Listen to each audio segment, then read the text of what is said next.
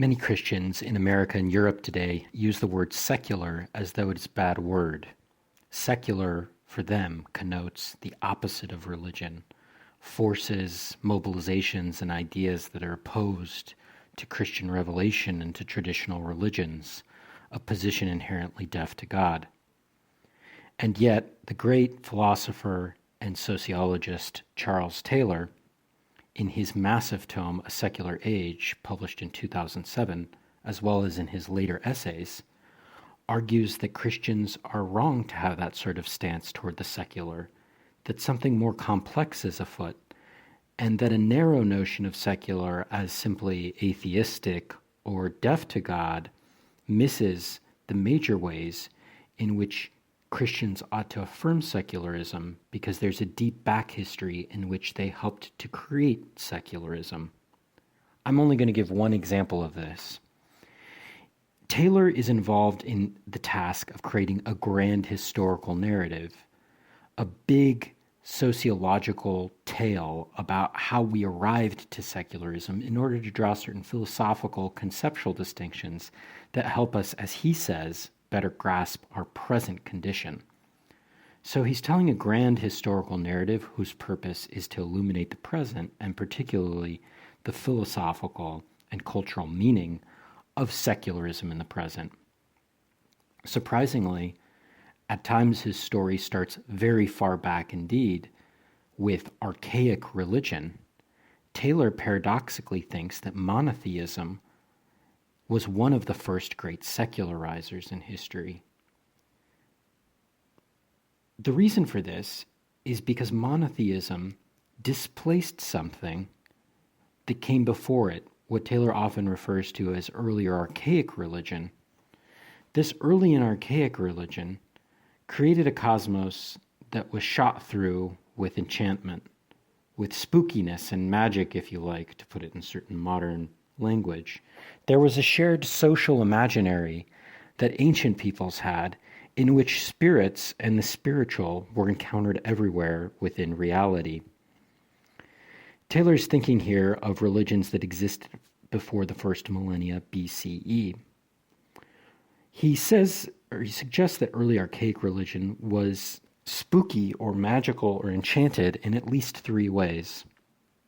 Briefly, first, archaic religion was cosmically embedded. Think of like the Homeric gods who are resident everywhere, in earthquakes, in Olympus, on the mountaintops, in nature, in all sorts of ways.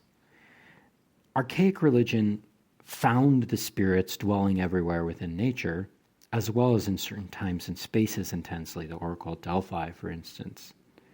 And individuals who occupied this kind of an archaic cosmos could not imagine themselves outside or beyond this spiritualized cosmos.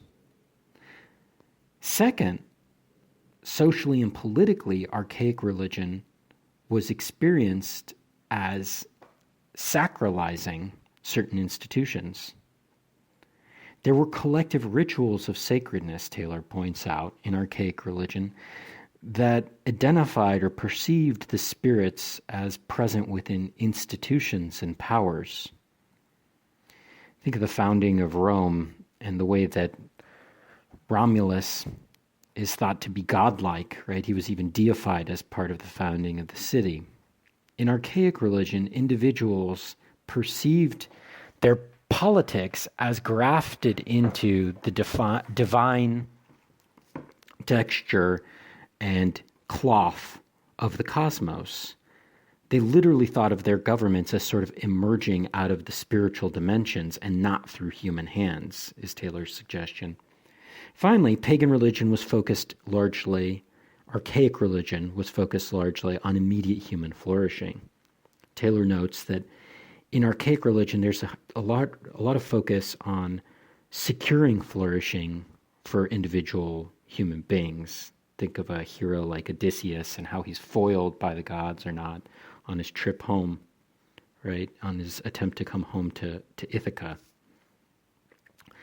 Monotheism for Taylor is one of the first great secularizers because he follows other sociologists in claiming that it's very important to see the philosophical and cultural relevance of what is sometimes termed the axial revolution around the first millennia BCE. The axial revolution disembedded human beings and human consciousness from these three embedded forms: cosmic embeddedness, political embeddedness, and embeddedness in human flourishing, all is sort of shot through with the spiritual, with spirits, and with magic and enchantment.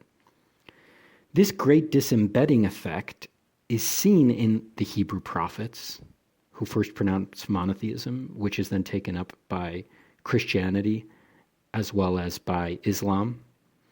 It's seen around the first millennia BCE in figures also like Buddha, Confucius, Socrates.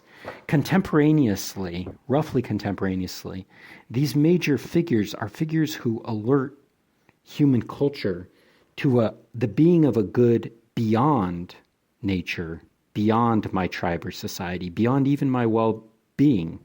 And this is a great disembedding effect. Think of how the Hebrew prophets call out the Jewish people for false worship of, say, golden calves. This has a secularizing effect because it removes the spirits from the immediacy of nature. Likewise, figures like the Hebrew prophets, Buddha with nirvana, Socrates, Confucius, they start what Taylor calls a quarrel with life.